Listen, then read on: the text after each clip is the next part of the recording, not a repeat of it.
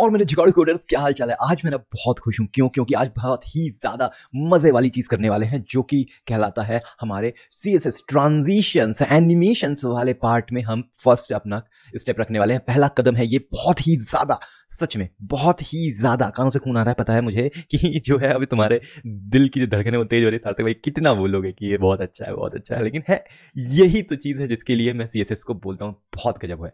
चलो देखते हैं क्या है ये। तो हम बात करने वाले हैं ट्रांसफॉर्म्स के बारे में। अब ये ट्रांसफॉर्मर्स वाला ट्रांसफॉर्मर नहीं, ऑप्टिमस प्राइम मूवी में मत चले जाना भाई, है ना। हम बात करने वाले हैं ट्रांसफॉर्म्स के बारे में। अब होता क्या है, फिर से चलते हैं स्कूल डेज में।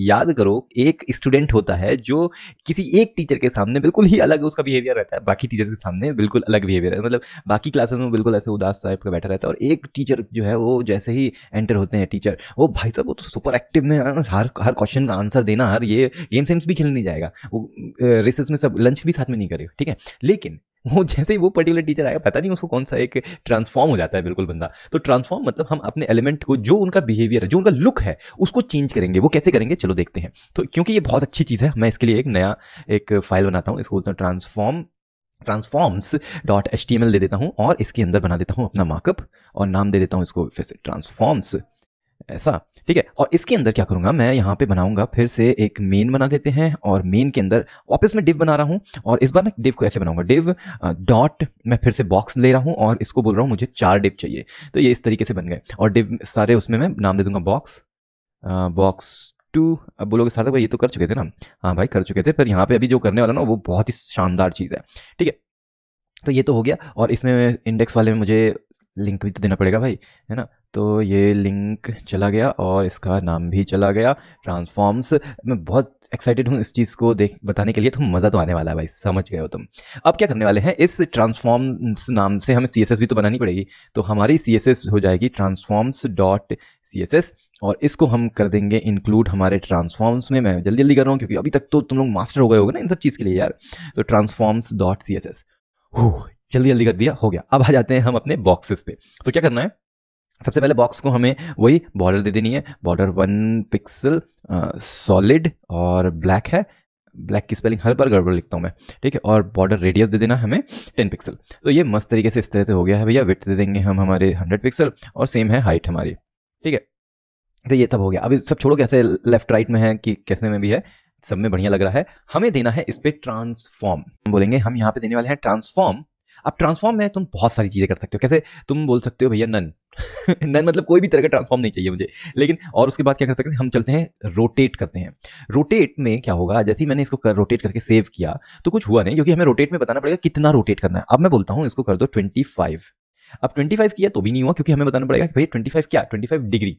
और जैसे ही मैंने कहा 25 डिग्री रोटेट करो, सबके सब ऐसे घूम गए है ना। अब इसको जनरली 45 कर देंगे हम, तो और अच्छा लगेगा। डूम, देखो सबके सब 45 डिग्री घूम गए, ठीक है। इस तरीके से 45 घूम गए, और इनको ये अभी घूम रहे हैं क्लॉकवाइज में। अगर एंटी क्लॉकवाइज में घुमाना है तो हम करेंगे -45 डिग्री। तो ये अब एंटी क्लॉकवाइज घूम गए, ठीक है। अब ये चीज को ना ऐसे तो मजा नहीं आ रहा है। इसका मजा तब आता है जब तुम इसमें बोलोगे भैया मैं बॉक्स के ऊपर जब हवर करूंगा ना, तब तुम ट्रांसफॉर्म करना, और तब तुम रोटेट वाला सिस्टम करो, और रोटेट करके 45 डिग्री पे पहुंचा दो, ठीक है। अब ये नॉर्मल 45 डिग्री का ट्रांसफॉर्म हटा देता हूं मैं। अब देखो होगा क्या, जैसे ही मैं गया, मैंने माउस लेके गया इसके ऊपर, ये देखो घूम गया, है ना। ये देखो मजा आ रहा है ये है खेल हमारे CSS बाबू का, ठीक है। तो CSS बाबू ने इस तरीके से जो है ट्रांसफॉर्म रोटेट 45 कर दिया, और इसको अगेन फिर से तुम कर सकते हो -45 कर सकते हो, तो दूसरी तरफ घूमे जाएगा, ठीक है। तो ये होता है हमारा ट्रांसफॉर्म, बहुत मस्त है।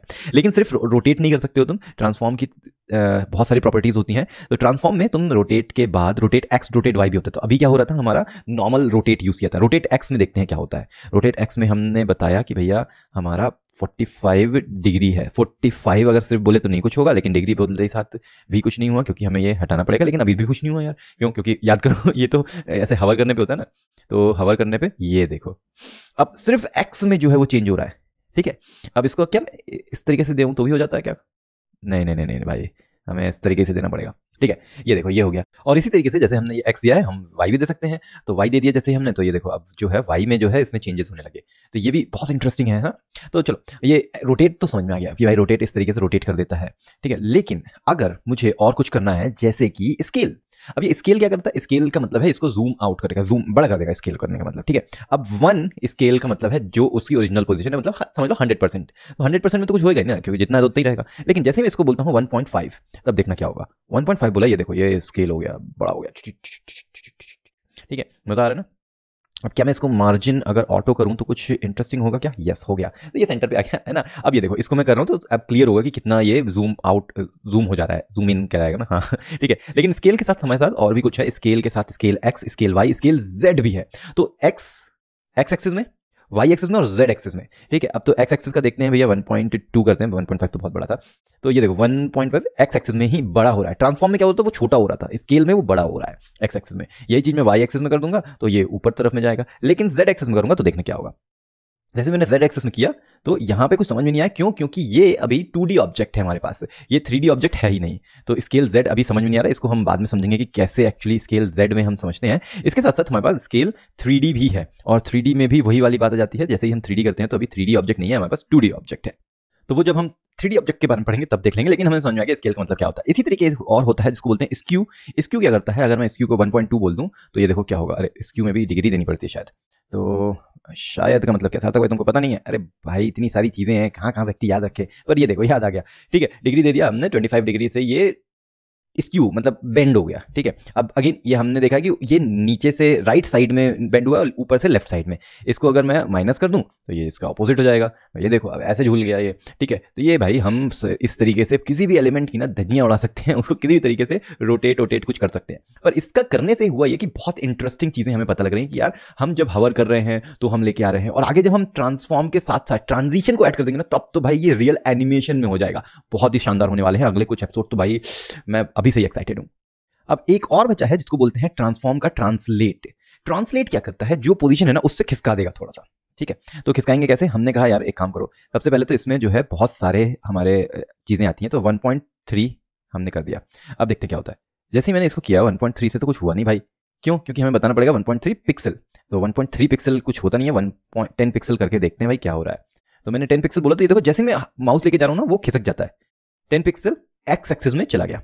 -10 पिक्सल करूंगा तो ये वाई एक्सिस में चला जाएगा, ठीक है ना। अब ये देखो ये पर्टिकुलर मूव कर रहा है, ये कहीं भी ऐसा बैंड एंड नहीं हो रहा है कि घूम रहा है वो बैंड, वो मूव कर जा रहा है, एक्सिस चेंज हो रही है उसकी, ट्रांसलेट, ठीक है। लेकिन सिर्फ एक्स एक्सिस नहीं, तुम इसके साथ साथ जेड एक्सिस को भी कर सकते हो। मैंने कहा यार जो है इसको -10 पिक्सल की वाई एक्सिस को और जेड एक्सिस को, एक्स एक्सिस, तीनों एक्सिस कर सकते हो। तो अभी हमने जो है इसको एक्स और वाई में दिया, क्योंकि हमारे पास जो है सिर्फ और सिर्फ 2D ऑब्जेक्ट है। इसमें थर्ड भी दे सकते हैं, हम बोल सकते हैं 20 पिक्सल का जो है हमें जेड एक्सिस में चाहिए, पर क्योंकि ये हमारा 3D पिक्चर नहीं है तो हम उस चीज को फील नहीं कर पा रहे हैं, लेकिन yes you can do that. तो ये ट्रांसफॉर्म में बहुत सारे हैं, रोटेट, स्केल, स्क्यू, ट्रांसलेट, बहुत सारी चीजें हैं। ये मजेदार चीजें हमने आज ये CSS के ट्रांसफॉर्म में पढ़ी। लेकिन अब हम करेंगे क्या, इस ट्रांसफॉर्म को मर्ज करेंगे ट्रांसलेट से। तो नेक्स्ट हम पढ़ेंगे ट्रांसलेट, वो क्या करता है, और ये ट्रांसलेट को ट्रांसफॉर्म के साथ जब मर्ज कर देंगे तो एनिमेशन कैसे क्रिएट होकर आता है, वो सब पढ़ेंगे हम यहाँ पे, जहां पे होता है कोड में जुगाड़, और आपको करते रहना है कोड जुगाड़।